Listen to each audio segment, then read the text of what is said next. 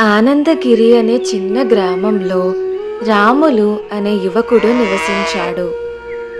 అతను ఎప్పుడూ నిర్లక్ష్యంగా మరియు ఎవరినీ లెక్క చేయకుండా ఉండేవాడు. అతను తన తల్లితో ఒక ఇంట్లో నివసించేవాడు. తన తల్లి ఒక కష్టజీవి.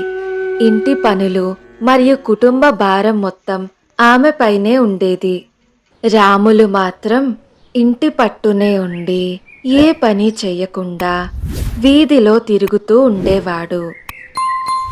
ఒకరోజు రాములు ఇంట్లో ఖాళీగా కూర్చుని ఉండగా అతని తల్లి కూరగాయలు తీసుకురావడానికి రైతు బజారుకు వెళ్ళమని రాములును కోరింది. నాన్న, ఇంట్లో కూరగాయలు లేవు. Please like and subscribe.